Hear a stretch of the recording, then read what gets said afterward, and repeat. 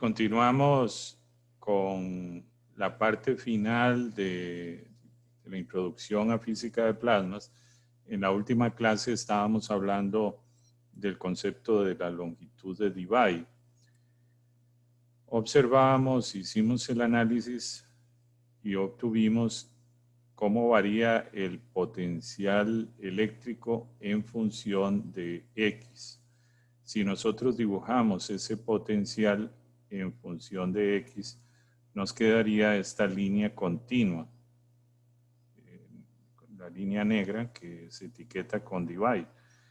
Si nosotros dibujáramos un potencial coulombiano, que es este que estoy marcando aquí, que es el que generaría únicamente una carga puntual presente, el potencial que obtendríamos es gráficamente estas líneas discontinuas que están aquí.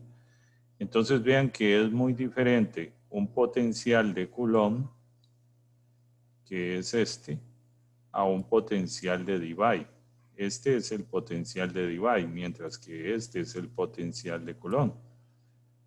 Esto sería el potencial que genera una carga, por ejemplo, positiva o negativa, pero que no esté rodeado o apantallado por otras cargas a su alrededor.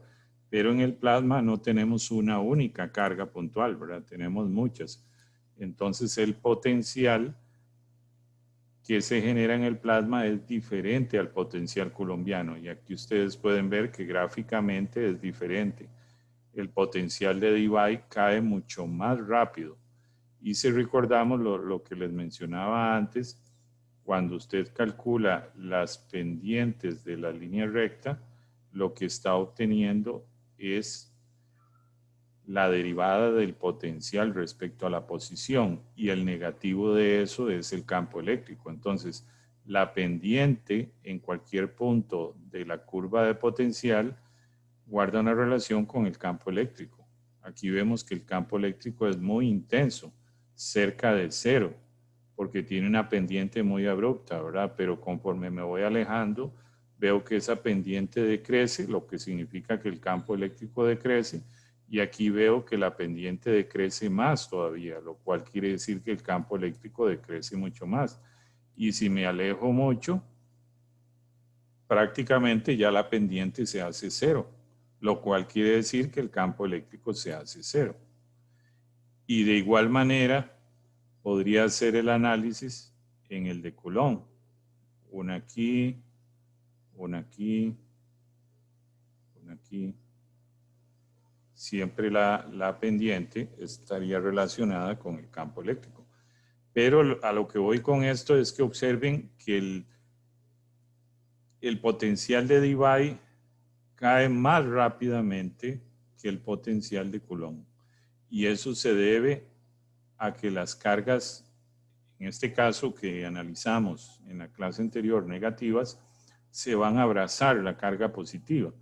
Entonces eso apantalla, reduce el campo eléctrico a distancias mucho más cortas, y por eso es que el potencial de Debye cae mucho más rápido que el de Coulomb, definitivamente. Entonces, ¿qué vamos a entender por esa longitud de Debye? Ya en la clase anterior lo estábamos analizando. Va a ser esa distancia, ese radio de una esfera imaginaria, ese radio lambda d, donde fuera de él el campo eléctrico generado por alguna carga, si yo tuviera aquí una carga extra que se puso ahí, el campo eléctrico generado por esa carga extra, ya por aquí fuera, si yo lo mido, si yo estoy aquí midiéndolo, ya aquí yo no lograría medir ningún campo eléctrico por esta carga extra que se puso aquí. Ya ese campo eléctrico sería nulo en cuanto a la medida que yo haga aquí. Pero si yo estuviera dentro de esa esfera imaginaria, como todavía estoy a una distancia más pequeña que la longitud de Debye, entonces sí voy a medir un campo eléctrico. Pero si estoy ya más lejos que la longitud de Debye, ya no voy a sentir ni a medir ningún campo eléctrico generado por esta carga. Y a eso, esa esfera imaginaria con radio lambda d, que es la longitud de Debye, es lo que llamamos la esfera de Debye. Justamente una esfera. Ahora, esa distancia lambda d, ¿de qué depende? Aquí vamos a prestar mucha atención a esto. Voy a ponerlo, vamos a ver algún color llamativo. Observen, la longitud de Debye, bueno, depende de constantes como epsilon sub 0, permitividad eléctrica, KB, constante de Boltzmann, carga elemental, pero depende de dos cosas que pueden cambiar: la temperatura y la densidad. La temperatura y la densidad. Esta distancia lambda d, longitud de Debye, va a depender de esos dos. Entonces, observen lo siguiente: si la densidad crece, si la densidad se hace grande, ¿qué pasa con la longitud de Debye? Se hace pequeña. Entonces, si en el plasma como un todo hay más partículas cargadas, la longitud o el radio de esa esfera imaginaria, la esfera de Debye, se vuelve una esferita más pequeñita. ¿Qué significa eso? Que se logra apantallar el campo eléctrico en distancias todavía más pequeñas. Entonces, el hecho de que hayan más cargas significa más densidad. El plasma va a apantallar cualquier campo eléctrico en distancias más pequeñas. Pero si la densidad empieza a decrecer, si esta n empieza a hacerse pequeño, la longitud de Debye se hace grande. Y tiene sentido porque al haber menos cargas, se va a ocupar una distancia más grande para lograr apantallar ese campo eléctrico que apareció ahí dentro del plasma, ¿verdad? Entonces, incrementar la densidad de cargas hace que la distancia de apantallamiento de Debye se haga más pequeña, porque claro, hay muchas cargas, entonces el apantallamiento se logra en distancias más cortas. Ahora, ¿qué pasa con la temperatura? Si la temperatura crece, la longitud de Debye crece. Entonces, mi esfera de Debye, conforme la temperatura se haga más grande, mi esfera de Debye se hace más grande, se vuelve una esfera más grande, con un radio más grande, donde ese radio es la longitud de Debye. Entonces, lograr que la temperatura se haga alta va a llevar a que el plasma va a ocupar un volumen mayor para lograr apantallar ese campo eléctrico que apareció ahí. Si la temperatura crece, la esfera de Debye crece. La distancia a la cual ya se puede apantallar cualquier campo eléctrico crece. Eso es muy importante tenerlo presente, ¿verdad? Muy bien, algunas cosas de considerar. Les decía, y nosotros demostramos esto, de que la longitud de Debye depende de esta manera, pero para ello asumimos que lo único que cambiaba era la densidad. Dijimos que la densidad de electrones cambiaba de una manera exponencial, mientras que asumimos que la densidad de iones permanecía constante, igual a la densidad de infinito. Por aquí estaba la densidad de infinito también.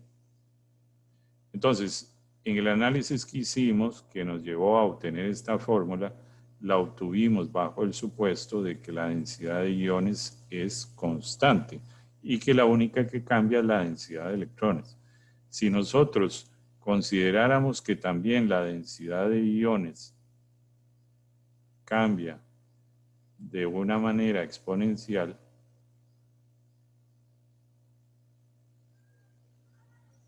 entonces la solución que llegaríamos a obtener es esta de aquí. Observen que hay una ligera variación entre considerar que lo único que cambia es la densidad de electrones y la densidad de iones permanece constante, a considerar que son ambas especies que su densidad cambian. Nos llevaría a otra solución, que es esta de aquí, donde vemos que se incorpora la temperatura de los iones, a diferencia de esta, donde no viene la temperatura de los iones. Entonces, este sería el escenario cuando tanto la densidad de electrones como la densidad de iones cambia. Y ese es un ejercicio del libro relativamente simple que viene resuelto al final del libro. En términos generales, como aquí hay constantes, uno podría sustituir todas esas constantes y dejar solo la temperatura y dejar la densidad. Entonces obtener expresiones un poquito más simples, lograr convertir esa ecuación de arriba en esta. Después de haber sustituido las constantes, obtengo un número más fácil de manejar, 69. Entonces, si yo quiero calcular la longitud de Debye de cualquier plasma, con solo que sepa la temperatura y la densidad, hago esta operación y ya la obtengo. Es una forma más rápida porque ya se sustituyeron las constantes. Eso en el escenario de que la temperatura que voy a poner es en Kelvin, ¿verdad? Si quisiera poner la temperatura en electronvolts, entonces tengo que usar esta relación de aquí, considerando la temperatura en electronvolts. Eso es como para tenerlo ahí como receta. Muy bien, ahora voy a hablarles de esto que tengo aquí. Vamos a ver si logro explicarlo con esta figura. Suponga que tengo un átomo y entonces yo le quito un electrón. La densidad de electrones sería 1. Entiéndase de electrones libres. ¿Y cuántos iones hay? Pues solo este. Suponga por un momento, ¿verdad? Entonces la densidad de iones también es 1. Pero ¿qué pasa si yo arrancara a este mismo átomo, le arrancara este electrón y le arranco este otro? Logro arrancarle 2. Ahora la densidad de electrones es 2 electrones libres, pero la densidad de iones sigue siendo 1, porque solamente está este átomo ionizado. Solamente hay un átomo ionizado. Él perdió 2 electrones, sí, pero como ion quedó solo él, con carga positiva. Entonces observen que aquí uno diría como que las cosas no encajan, porque tengo 2 electrones con carga negativa y tengo un ion con carga positiva. Entonces lo que se hace es definir el nivel de ionización que se llama Z, y Z siempre va a ser cuántos electrones le arranqué yo al átomo. En este caso le arranqué 2. Entonces la densidad de iones la voy a definir como Z multiplicado por la densidad de iones, puesto que Z es 2 y la densidad de iones es un solo ion. 2 por 1 nos da el 2, que coincide con el 2 de acá. Entonces Z siempre es cuántos electrones estoy arrancando yo a cada átomo. Si a todos los átomos le arranco 1, Z es 1. Si a todos los átomos le arranco 2, Z es 2. Y la densidad de iones siempre tengo que ponerla así. Siempre tengo que ponerla así. Como Z por NI, donde Z es cuántos electrones le arranqué yo.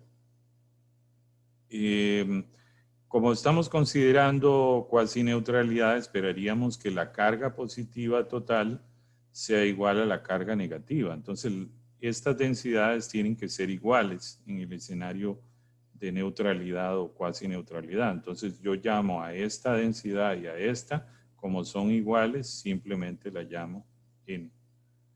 Entonces, en cuasi neutralidad o neutralidad, yo voy a asumir que la densidad de electrones y la densidad de iones expresado de esta manera son exactamente iguales para tener la misma carga negativa que la misma carga positiva.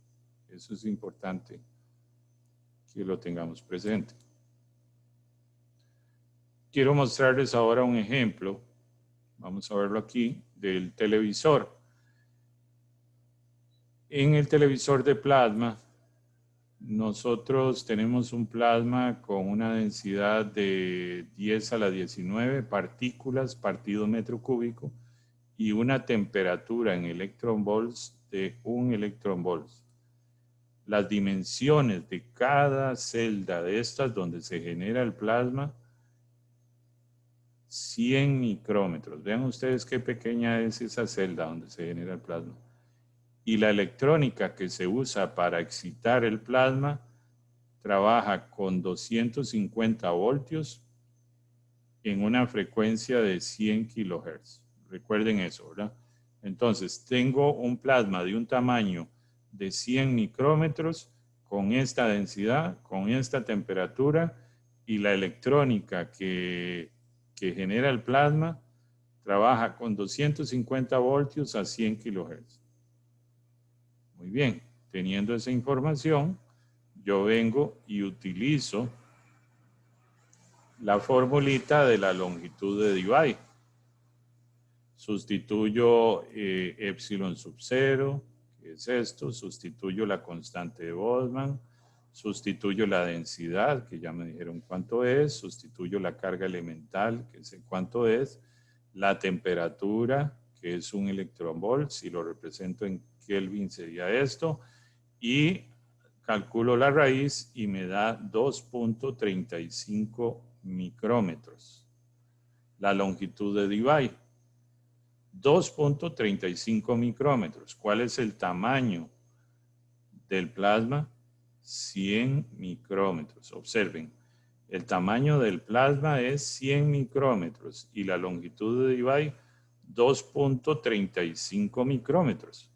Entonces, la longitud de Debye es mucho más pequeña que el tamaño del plasma. ¿Y qué era la longitud de Debye? Era el radio de esa esfera imaginaria dentro del plasma a partir de la cual cualquier campo eléctrico DC se apantalla.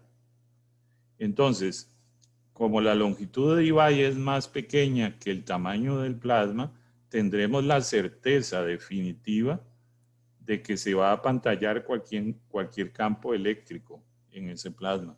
Entonces vean que una condición que debe cumplirse es que la longitud de Debye siempre sea más pequeña que el tamaño del plasma. Si la longitud de Debye en este caso nos hubiera dado más grande que el tamaño del plasma en esa celda del televisor, eso no apantallaría los campos eléctricos. Y eso llevaría a que el plasma no tenga cuasi neutralidad. O sea, el apantallar los campos eléctricos es fundamental para que el plasma cumpla el requisito de ser cuasi neutro. Porque si hay un campo eléctrico, téngalo por seguro que la densidad de carga no va a ser casi cero, ¿verdad? Va a ser muy diferente de cero si permanece en el plasma un campo eléctrico. Entonces, un requisito fundamental es que la longitud de Debye siempre termine siendo más pequeña que el tamaño del plasma. En este caso lo cumple, porque la longitud de Debye es 2.35 micrómetros y el tamaño del plasma 100 micrómetros. Luego, si calculamos la frecuencia del plasma, que es esta formulita de acá, sustituimos todo, nos da 179 gigahertz. 179 gigahertz, la frecuencia del plasma. Entonces observen, el plasma que está representado por este bloque café tiene esa frecuencia que yo la llamo omega P, frecuencia del plasma. Pero ¿cuál es la frecuencia de excitación del plasma? Para generar el plasma, 100 kilohertz. 100 kilohertz. Entonces, yo estoy generando el plasma a partir de una excitación de 100 kilohertz en frecuencia. Aunque no hay una relación directa, pero voy a ponerlo así. Entonces, esa frecuencia de excitación externa al plasma es 100 kilohertz, pero la frecuencia del plasma es 179 gigahertz. Entonces, la frecuencia del plasma termina siendo mayor que la frecuencia de excitación al plasma. ¿Ok? Entonces, ¿qué habíamos dicho que pasaba en ese caso, verdad? Pues que la onda externa, que viene con una frecuencia más pequeña que la frecuencia del plasma, no entra al plasma. Porque la excitación externa al plasma es de 100 kHz, mientras que la frecuencia del plasma es 179 kHz. Entonces eso es muy importante tomarlo en cuenta aquí. Bueno, muy bien. Algunos parámetros típicos de distintos plasmas. Observen, tengo, vamos a ver, permítanme que estoy viendo, a ver, el gas interestelar. Observen las dimensiones, las densidades, la temperatura, el campo magnético, el viento solar, los cinturones de Van Allen, la ionosfera, la corona solar, las descargas de gas, los experimentos de fusión. Aquí pueden ver, y luego lo analizan con más detalle, pueden ver tamaños y densidades. Aquí quiero que se enfoquen sobre todo en tamaños. El gas interestelar 10 a la 16. Ese es el tamaño de ese plasma, 10 a la 16. Mientras que un reactor de fusión, el tamaño de plasma es 2 metros, nada más. O el de una descarga de gas es 10 a la menos 2 metros. Entonces vean ustedes cómo hay diferencias tremendas, ¿verdad? Entre un plasma y otro. Aquí quiero que vean esto, de nuevo el gráfico. Por favor, apaguen micrófonos, abrieron un micrófono. Entonces observen cómo en la gráfica temperatura-densidad, que es la que hemos venido viendo, ahora le agregamos la longitud de Debye. Entonces, un plasma de fusión tiene una longitud de Debye de 1 micrómetro, pero ya una descarga luminiscente tiene una longitud de Debye de 1 milímetro. En la ionosfera, el plasma tiene una longitud de Debye de 1 centímetro. Pero ustedes se pueden imaginar cuál es el tamaño del plasma en la ionosfera. No es menos de 1 centímetro. Es mucho más de 1 centímetro. Entonces la longitud de Debye termina siendo más pequeña que el tamaño del plasma, como debe ser. En la magnetosfera, ya hablamos de longitudes de Debye de 1 metro, de 10 metros. Pero ¿cuál puede ser el tamaño del plasma en la magnetosfera? Claramente mucho más que 10 metros. Entonces la longitud de Debye se sigue cumpliendo que siga siendo más pequeña que el tamaño del plasma. Entonces, definitivamente, haciendo aquí un resumen, para apantallar potenciales de Coulomb, que es cuando usted sumerge una carga, necesitamos distancias mayores a la longitud de Debye.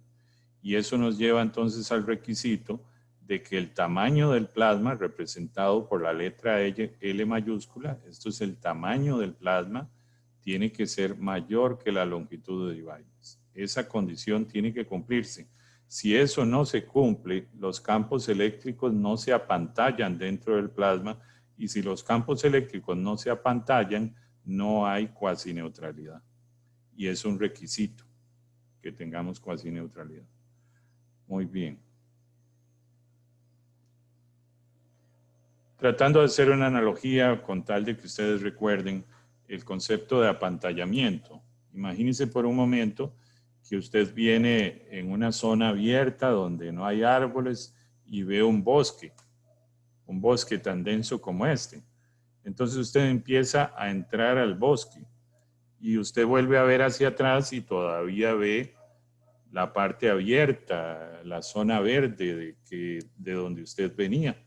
Entonces, la visibilidad de ese potrero, de esa zona abierta, todavía no se le ha apantallado, pero conforme usted empiece a entrar más en el bosque, ya llegará un momento donde a usted se le apantalló completamente su visibilidad hacia la parte externa donde estaba el potrero. ¿Qué le apantalló a usted eso? la densidad de árboles. La densidad de árboles. Entonces traten de recordar este ejemplo de los árboles, ¿verdad? Los árboles son las partículas cargadas. En tanto más partículas cargadas, más rápido se me va a apantallar a mí la visibilidad del potrero del cual yo venía, ¿verdad? Es buscando una analogía con el apantallamiento de Debye. Entonces, sabiendo que la esfera de Debye es esa esfera con un radio equivalente a la longitud de Debye, uno podría calcular cuántas partículas hay dentro de la esfera de Debye. Y eso es lo que llamamos n mayúscula sub d. N mayúscula sub d. Esto que está aquí. Yo lo que tengo que hacer es multiplicar la densidad del plasma por el volumen de la esfera. El volumen de la esfera. Que sería 4/3 pi, el radio de la esfera, que es la longitud de Debye, al cubo. Y entonces, sabiendo que la longitud de Debye es esto, lo sustituyo aquí y llego a obtener esta expresión que me dice cuántas partículas hay dentro de una esfera de Debye. Y vean que la cantidad de partículas dentro de una esfera de Debye va a depender de la temperatura y va a depender de la densidad. Si la temperatura crece, si la densidad disminuye. Pero ¿cuál es el requisito fundamental y el que no podemos olvidar? Que dentro de una esfera de Debye, para que haya apantallamiento, tiene que haber muchas más partículas que una. Si eso no se cumple, no hay apantallamiento. Entonces, una condición fuerte y obligatoria es que dentro de la esfera de Debye la cantidad de partículas sea mucho, mucho mayor a una. Muy bien, entonces eso nos lleva a lo siguiente, al punto final. Volviendo, recordemos la frecuencia del plasma. La frecuencia del plasma está dado por esto, donde depende de la densidad, principalmente, porque lo demás son constantes, ¿verdad? Y es esa oscilación de las partículas cargadas. El tiempo de esa oscilación, que es lo que llamamos el periodo, pues se obtiene de la misma frecuencia del plasma. Vemos que depende de esta manera. Entonces, si yo comparo cuál es el tiempo entre un choque y otro choque que suceda en el plasma, y llamo a ese tiempo entre choque y choque, lo llamo tau, yo puedo comparar el periodo de oscilación del plasma con el periodo o tiempo que se tarda dentro de ese plasma entre un choque y otro choque. Y esa comparación yo la hago bajo la condición de que se debe cumplir esto, que el tiempo que transcurre entre un choque y otro choque de partículas en el plasma siempre tiene que ser mayor al periodo de oscilación del plasma. ¿Por qué? ¿Por qué eso tiene que ser así? Bueno, si el tiempo entre choque y choque fuera más corto que el periodo de oscilación, se darían tantos choques que la oscilación se amortigua y desaparece. La oscilación del plasma es una característica que debe estar presente siempre en el plasma, no puede eliminarse. Una característica propia del plasma es que tenga oscilación. Entonces, repito, si el tiempo tau entre choque y choque fuera más pequeño que el periodo de oscilación del plasma, eso llevaría a que los choques amortigüen la oscilación, con lo cual la oscilación llegaría a desaparecer. Y si desaparece la oscilación, ya no se llama eso plasma, porque un plasma tiene oscilación, tiene frecuencia de oscilación, las partículas oscilan. Entonces, un requisito para que algo sea llamado plasma es que el tiempo entre choque y choque de partículas dentro del plasma obligatoriamente tiene que ser mayor al periodo de oscilación del plasma, porque eso es una condición que me garantiza que las oscilaciones no se van a amortiguar y no van a desaparecer. Muy bien, sabiendo eso, y aquí llegamos al punto culmine de la unidad, tenemos los criterios para que algo sea llamado plasma. Número 1, debe de cumplirse que la longitud de Debye sea más pequeño que el tamaño del plasma. obligatorio. ¿Por qué tiene que cumplirse eso? Porque si no, los campos eléctricos no se apantallan. Y si los campos eléctricos no se apantallan, no logramos cuasi neutralidad. Tiene que cumplirse eso. Número 2, la cantidad de partículas dentro de una esfera de Debye tiene que ser mucho mayor que 1. De nuevo, si eso no se cumple, no se apantallan los campos eléctricos. Número 3, esto que está aquí, que no es más que el tiempo entre colisión y colisión, tiene que ser mayor que el periodo de oscilación del plasma. Porque si esto no se cumple, las oscilaciones se amortiguan y desaparecen. Y entonces ya eso no sería llamado plasma. En conclusión, para que un sistema físico sea llamado plasma, tiene que cumplir estas 3 condiciones. Número 1, repito, longitud de Debye más pequeño que el tamaño de plasma, número de partículas dentro de la esfera de Debye mucho mayor a 1, y el tiempo entre choque y choque de partícula tiene que ser mayor al periodo de oscilación de plasma. Si algo cumple esas 3 condiciones, usted lo puede llamar plasma. Y disculpen que voy a tener que mencionar esto de manera muy rápida, yo hubiera deseado hablarlo con mucha más propiedad, pero entonces eso nos lleva a que hay otros sistemas físicos que para nosotros serían un poquito atípicos, que cumplen estas 3 condiciones, por lo tanto podemos llamarlo plasma. El primero es los metales. Los metales tienen, como ustedes bien saben, electrones libres, y entonces ellos oscilan en el metal, tienen una frecuencia de oscilación. Por tanto, cumplen las 3 condiciones, no vamos a entrar en detalle, y puede ser llamado plasma. Desde luego los iones están fijos porque es un sólido, pero los electrones sí están libres y oscilan. El otro que también es llamado plasma es en los semiconductores. Con la incidencia de un fotón podemos arrancar un electrón, y ese electrón que arrancamos, si exponemos el material a un campo eléctrico, ese electrón que arrancamos por incidencia de un fotón deja un hueco, y ese hueco, los electrones se desplazan a llenar ese hueco uno tras otro, dejando otro hueco desplazado, libre. Entonces, daría la sensación de que los huecos se están moviendo hacia la izquierda y los electrones hacia la derecha. Y aunque les parezca extraño, las partículas representativas aquí dentro del plasma serían el electrón y los huecos que representan las cargas positivas. Entonces los semiconductores también son considerados un plasma.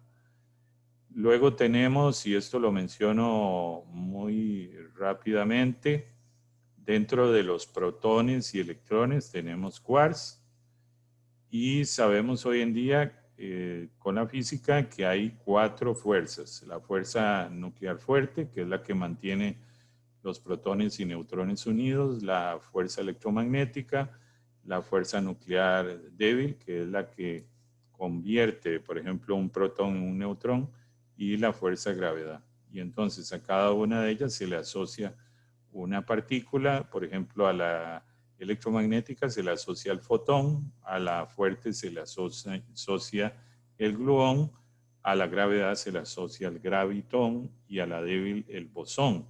Entonces, el gluón es una partícula, es la partícula que genera la interacción en la fuerza nuclear fuerte. Sabiendo nosotros que los protones y los neutrones tienen quarks dentro, lo que podemos llegar es a que, imaginen que esto es un protón, y estas bolitas son quarks, y estos resortes son lo que llamamos gluones. Entonces, cuando logramos calentar estos protones y neutrones a temperaturas de 2.03 billones de Kelvin o 175 megaelectronvolts, lo que logramos es romper esas ligaduras entre los quarks. Habitualmente un protón pues tiene 3 quarks. Entonces cuando llegamos a esas temperaturas extremas se rompen esas ligaduras y lo que me queda es una sopa de quarks y de gluones, que son esos resortitos representados aquí. Entonces aquí representados esas esferas grises serían como los protones, y ya después cuando se rompen convirtiéndose en plasma quarks gluon, vemos algo así. Sería como esto. Observen, aquí tengo el protón con sus 3 quarks, pero cuando subo la temperatura logro que esas ligaduras se rompan y lo que tengo es una sopa de gluones con quarks, y eso es un plasma. Para que se hagan una idea, si consideramos aquí el Big Bang, observen aquí donde dice Big Bang, no sé si logran ver mi mouse, ahí está. Alrededor de 10 a la menos 10 segundos después del gran estallido, las partículas estaban en estado de plasma quarks gluon. Aquí teníamos plasma quarks gluon. Observen de nuevo, aquí se dio el estallido del Big Bang y 10 a la menos 6 segundos, el estado que existía era el estado de plasma quarks gluon.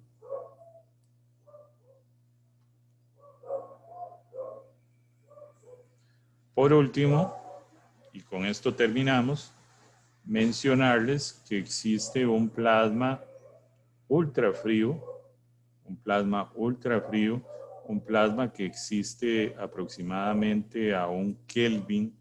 Observen, por eso aquí hablamos de 10 a la 0 en temperatura, 1 Kelvin con densidades en torno a 10 a la 5 partículas por metro cúbico. Entonces, este plasma, llamado plasma neutro ultrafrío, es un plasma que se ha generado en laboratorio, cumple las 3 condiciones que vimos antes y por eso es llamado plasma. Ya les voy a mencionar un poquito cómo se genera.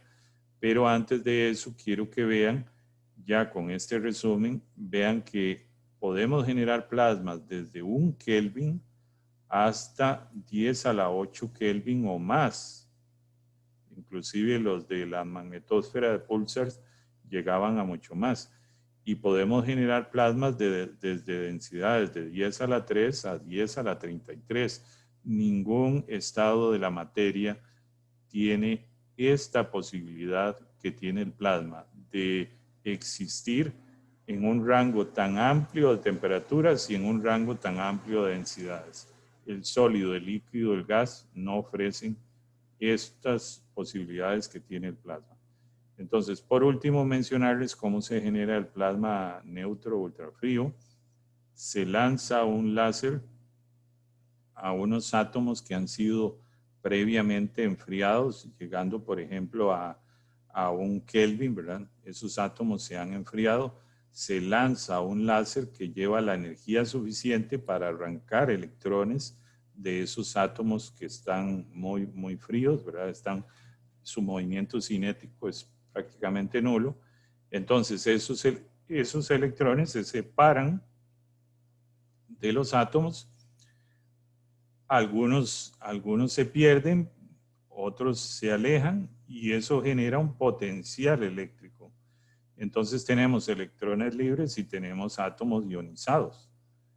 Y eso constituye un plasma, pero un plasma que está a temperaturas de 1 Kelvin como tal.